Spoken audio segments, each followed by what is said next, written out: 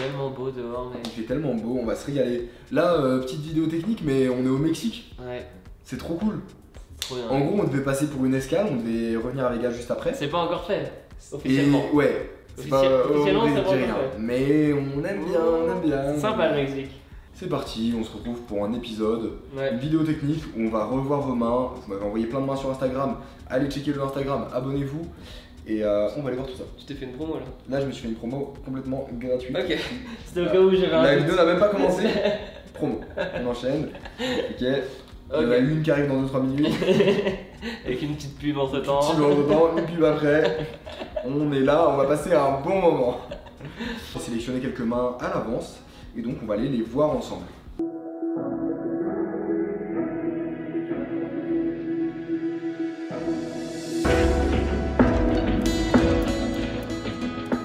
Première main, on est sur une 2-5, on a As-9 dépareillé en grosse blinde et il y a un joueur maniaque qui en fout vraiment partout qui décide de relancer 20 $ au bouton. Yeah. La small blind call et là Lozo qui m'a envoyé la main décide de sur-relancer à 120 $. Avec As-9 off, c'est ça? Avec As-9 off. Moi je trouve que c'est ce qu'il faut faire dans l'optimal. Je suis ok. Mais ça va dépendre quoi. Ça va dépendre du niveau du joueur. Le truc c'est que si un joueur est vraiment compétent, il va pouvoir relancer, il va jouer des gros pots hors de position avec As-9. S'il connaît bien le profil, qu'il est bien attentif, il va largement rentabiliser cette main. Le problème c'est que ça demande quand même de l'expérience et du niveau. Là typiquement dans la main il y a des erreurs qui ont été faites. Si c'est pour faire ces erreurs là, autant resserrer un peu pré-flop. C'est pour ça que j'insiste beaucoup sur un concept, c'est que les ranges en fait elles doivent être vraiment adaptées à chaque joueur. Il n'y a pas des ranges pour tout le monde, on va dire. C'est vraiment chacun, je pense, à ses propres ranges quoi. Il y a une base. Ouais. Je vais prendre un exemple, typiquement un joueur qui est moins à l'aise à bluffer, Ouais. moins à l'aise que nous par exemple qui jouons pas mal aggro, bah forcément il va devoir resserrer sa range, il va pouvoir jouer moins large parce que relancer des mains par exemple au bouton comme 5 et 4 off, c'est des mains qui ont une EV à bluff et du coup s'il n'est pas capable de les bluffer ou alors qu'il fait mal, ça sert à rien de jouer ces mains là en fait. Ouais, tu perds en EV quoi. Là c'est un peu pareil, tu vois, As-9 ça va être relativement compliqué à jouer hors de position contre un joueur aggro. Ouais. Il va falloir payer des hauteurs As plein de fois. C'est Tu vois, ça. tu vas devoir faire des lines très particuliers, tu vas devoir caper les ranges, jouer en check call dans des pots énormes avec une hauteur As, ça va être délicat à jouer. Si le mec il est pas capable de vraiment bien les jouer, qu'il a pas assez d'expérience, qu'il a pas assez travaillé son jeu, je recommande pas et je préfère taillifier et jouer juste en call. Si on touche un As, tant mieux, ou un 9, sinon on abandonne le coup quoi. Ouais. C'est ce qui me paraît le plus optimal en tout cas, selon mon profil. Après je connais pas exactement le niveau de Lozo, mais enfin bref. Le joueur au bouton décide de call et la small blind décide de fold. On se retrouve en heads up sur un flop As-Dame-5 avec 2 piques. Plutôt cool. On n'a aucun pique en main. Plutôt cool. Là-dessus, il a décidé de checker. Moi, j'aime vraiment bien son option contre un joueur agressif parce que juste pour que ça soit clair, le joueur au bouton il joue vraiment 100% des mains et donc ici il peut complètement avoir des mains genre valet 4 suité. Enfin bref, il est vraiment très large. Le problème ici, c'est que si on décide de miser nous-mêmes, On va faire fold toutes ces mains là quoi. on va faire fold plein de mains qui vont pouvoir nous bluff. Ouais, c'est ça. Donc je préfère vraiment checker. Il a checké, c'est plutôt bien joué de sa part. L'adversaire au bouton décide de check. Ok. Dis ce que t'en penses, mais Ouais. quand un joueur agressif, quand fout partout check, pour moi ça représente soit de la showdown value, c'est-à-dire des mains qui peuvent aller à l'abattage et qui n'ont pas besoin de bluffer, Ouais. ou alors des mains très fortes en flop. Ouais, genre des nuts de fou, genre 2 dames, typiquement 2-5, As-Dame. As-Dame, ouais, des mains comme ça. Mais ouais, en tout cas, quand il check, ça va, on est plutôt bien quand même. On est plutôt va pouvoir bien. Il y a prendre quand même deux des as styles de qui nous value. dominent, mais oui. Ouais. Étant donné que c'est un joueur large qui va souvent payer les dames à la turn, Mm. on va pouvoir miser assez tranquillement. Au final, la turn tombe à un roi. Ok. Il y a la flush qui hit, je crois. Il y a la flush qui rentre. Exactement. Ici pour moi, il faut miser assez cher. Il a des mains comme As-2, As-3, As-4. Je pense quand même que As-10, As-Valet, il va souvent les miser. Je m'attends aussi à ce qu'il ait mis. Il y a beaucoup d'As qu'on domine.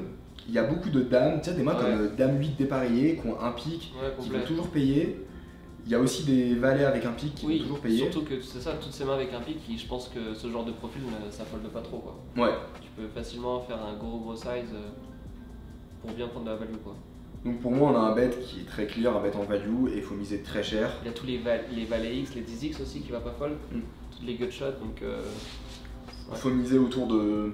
Selon le profil, je l'ai pas à ma table, donc là je sais juste qu'il est maniaque, mais je mettrais entre 180 et 280 quoi. Ok. Je mettrais pas moins. Ok, moi j'allais dire, j'avais envie peut-être de faire un peu en dessous de 200, tu vois. Le mec, si c'est vraiment un joueur maniaque, que le mec joue tout pré-flop et tout, qu'il est chaud, Ouais. si tu mets 280 ici, il a As-3, As-4, il va pas fold. Et en fait, si tu comptes toutes les combinaisons Ouais. de As-2 off, As-3 off, As-4 off, Ah, non, par rapport à la pondération que tu vas mettre sur les As-Valet qui vont quand même très souvent bet au flop, ok, Ouais. il y a As-Dame, Dame-Dame, As-As, mais ça représente très peu de combos. Donc au final, on était quand même très très bien ici. moi, c'était pas plutôt dans la peur de me cut, tu vois. Ok. C'était plutôt dans la peur de commencer, tu vois, un peu à faire fold des mains avec un pic, des mains comme ça, tu vois. Ok.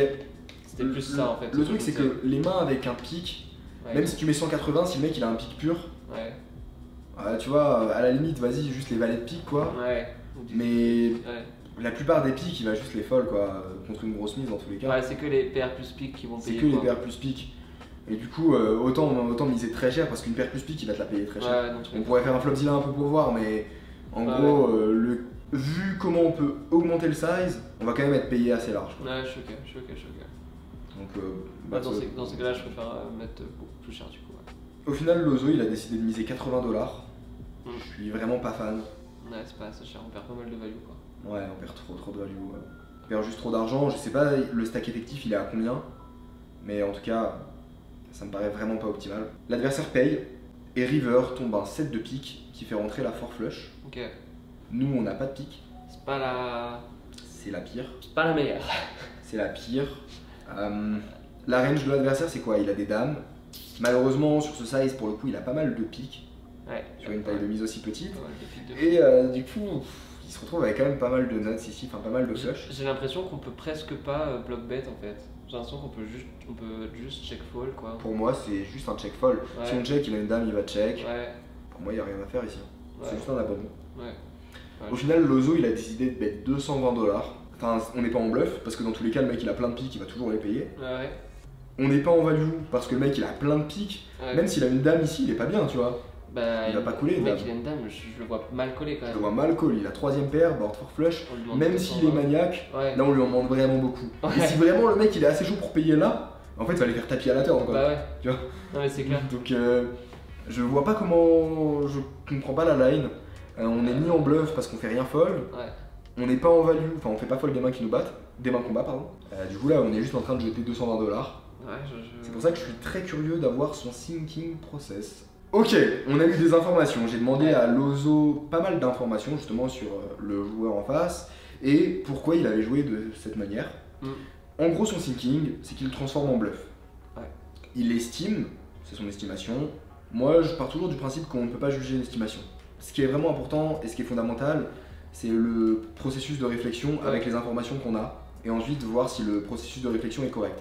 Parce que si tu as le bon processus de réflexion mais que tu as les mauvaises estimations, Ouais, c'est pas très grave. à force de jouer, tu te recalibreras. C'est ça. Donc le plus important c'est le processus de réflexion, savoir pourquoi on fait telle ou telle chose, que nos estimations soient bonnes ou mauvaises. Il a décidé de miser à la river parce qu'il estimait qu'il allait faire fold des As-Dame, As-Valet, As-10 parce qu'il pense que 80% du temps c'est un joueur qui va les check au flop. Ok. 80% du temps, ok. Donc voilà. On peut aller faire un flopzilla pour voir si son bluff est ok. Le premier problème dans son bluff en fait c'est qu'il a une main qui a de la showdown. Ouais. Il a pas une main à bluff. Parce que je le vois mal le mec miser une main sans pique, tu vois, genre transformer en bluff un As-X ou une Dame X. Donc en vrai, je trouve que le check fold est très clean river quoi. Surtout quand on a misé 80 à la Ah table, oui, oui, où on a fait rentrer bien tous les sûr. piques. Bien sûr, bien sûr. Au niveau des bluffs, on va mettre juste 50% des bluffs. Parce qu'on sait pas en fait s'il mise tous ses bluffs, on n'a pas assez d'informations là sur le profil maintenant. Donc sa range de check au flop, c'est ça. Turn, Ok. ça tombe le roi de pique. Comme on disait évidemment, si on prend tout ce qui est les meilleurs flush draws, les open-ended, etc. On va pouvoir miser en value assez tranquillement. A noter que nous on savait pas forcément que le mec il allait checker autant ses top pairs. Ouais. Du coup là on peut un peu descendre sur le sizing pour assurer la value. Ouais. Donc ici on décide de miser petit. Pour moi quand on mise petit il va juste tout payer quoi. Ouais. Peut-être les no main end, pas celles qui n'ont pas de pique. Ouais, c'est ça ouais. Donc ici il va tout payer. River ça tombe un 7 de pique et donc on se retrouve dans cette configuration. Et ici, déjà ce qu'on peut voir dans un premier temps c'est que le mec a 34% de couleur. C'est énorme. C'est énormissime. Ensuite il a aussi un gros pourcentage de one pair. Le problème c'est que ces one pair là, si je les sélectionne, on voit qu'on a 96% d'équité contre ces mains là. Mm. Donc en fait l'intérêt de les faire fold, Pas trop du coup. il est inexistant, il n'y a aucun intérêt à bet pour faire fold ces mains là. Et donc on se retrouve dans un scénario où au final si on reprend la composition de range de base, on va faire fold 10% de double paire Ouais. allez, avec les as qui nous dominent, on va faire fold 15%, tu vois. On va dire qu'on va faire fold 15% de double paire et de paires qui nous battent, pour finalement se faire call par 34% de couleurs qui nous dominent. Donc on se retrouve à faire un bluff qui est pas du tout rentable alors qu'on a un check qui est clean. Et avec les infos que tu nous as données, Lozo, le bet pour moi il fait toujours pas vraiment de sens. Parce que juste en fait, la majorité de sa range qui nous bat, on la fait pas fold en fait. On va faire fold, donc on fait fold à peu près 30%, 28%, 30% des mains qui nous battent. Ouais. Donc c'est terrible. Et en plus de ça, il va miser assez cher pour ça. Donc il y a quand même besoin d'avoir un risk récompense qui est très bon, et là ça va pas être le cas, tu vois. Donc ouais, voilà. Donc voilà, finalité, je comprends les arguments de Lozo, mais là pour le coup c'est plus un problème de perception et d'estimation de range. Alors le seul cas c'est s'il estime qu'il peut faire fold des couleurs. Mais vu le profil, vu le mec maniaque, c'est chaud. Voilà, c'est tendu. Et encore une fois, il a une main qui bat à 50% de la range du mec là, actuellement. Il y a 44% de one pair, 9% de rien du tout. Ouais, donc Après le problème c'est que les mains qui ont rien du tout souvent elles vont bluff. Mais bon, c'est pas grave. Ça reste quand même pas rentable de bluff juste pour deny 9% de bluff. Main intéressante. Voilà pour cette main très intéressante. J'espère qu'elle a pas été trop floue, j'espère qu'on a réussi à être assez clair, assez concis. Ah oui, et au final, l'adversaire a payé, et il a payé avec Roi 5, et il a touché une double paire à la turn. Voilà. Donc ce qui montre que le bluff est pas très intéressant du coup. Ouais, voilà. S'il fold pas ça... S'il fold pas ça, c'est compliqué, que ce soit... Ah, il fold rien du tout du coup. Ok, main suivante. On se retrouve sur une main que Nate m'a envoyée. On est en 2-5, on a As-Dame dépareillé en small blind. Il y a un Mississippi à 10$ au bouton, le stack effectif est de 570$. Et ce qu'il faut savoir, c'est que le joueur qui est en Mississippi au bouton est très agressif. Ok. Donc là, c'est un joueur indien qui a beaucoup d'ego, qui n'a pas peur de mettre l'oseille au milieu. Ok, intéressant. Pas très scary. Tout le monde fold jusqu'à Nate qui est en small blind. Ici, il décide de call pour pouvoir sur-relancer le mec pré-flop parce qu'il pense qu'il va être très actif et qu'il va souvent sur-relancer pré-flop. Ok. J'aime bien la line. Il call. La grosse blinde call, et malheureusement, le joueur au bouton décide de check. Ok, donc on se retrouve à 3. On se retrouve à 3 sur un flop 7, 2, 8 avec un tirage couleur, et on a l'as de trèfle. Nate décide de check, la grosse blinde check, et le joueur au bouton mise 20$ dans 30. Nate décide de call, la grosse blinde fold. Turn tombe une dame de cœur. Elle est belle. On check, le bouton mise 55$, on relance à 175$. Le bouton call, river tombe un 5 de cœur, on check, l'adversaire fait tapis pour 370$, on décide de call. Et donc on va parler de chaque street, le coup est assez intéressant.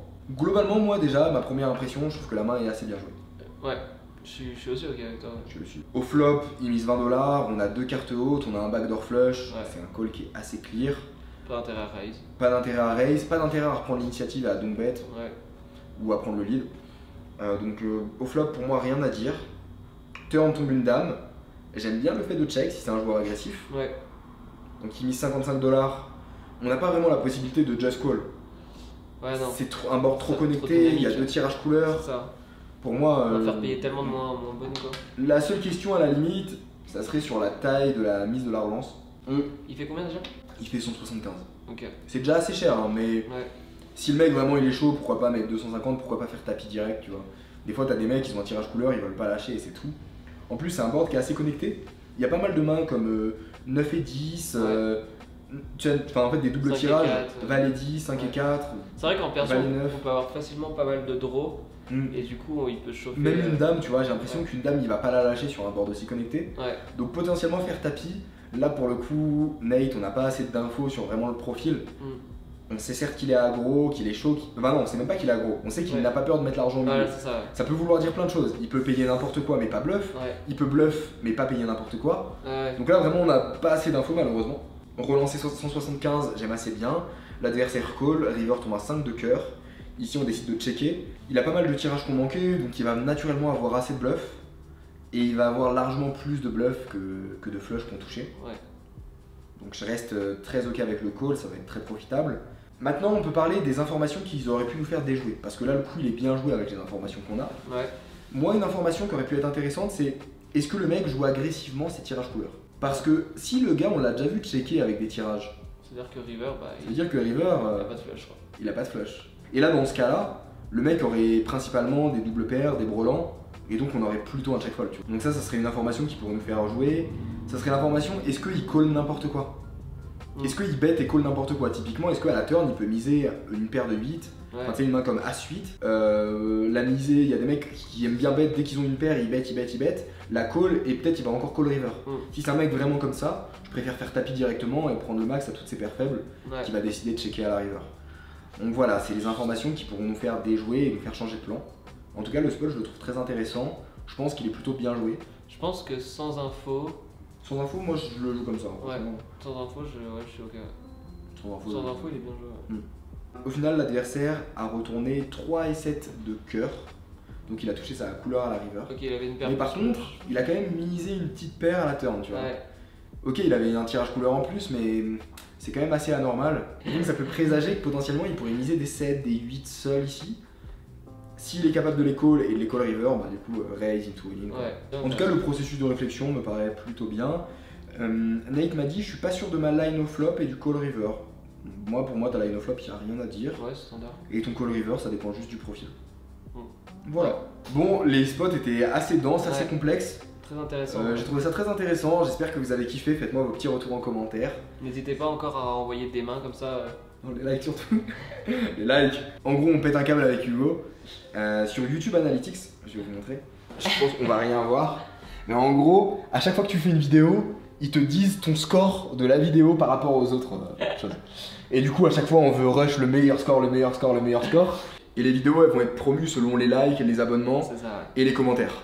Et du coup, là, on est en train de tryhard. Vous voyez, de la même manière qu'on joue un coup de poker, on joue pareil les perfs de la vidéo. On veut tout au petit. Donc franchement, like, abonnement, tout ça, vous connaissez. Ça régale à dos. Et ouais, pareil, n'hésitez pas si vous avez d'autres mains à les envoyer à Baki sur Insta. Envoyez.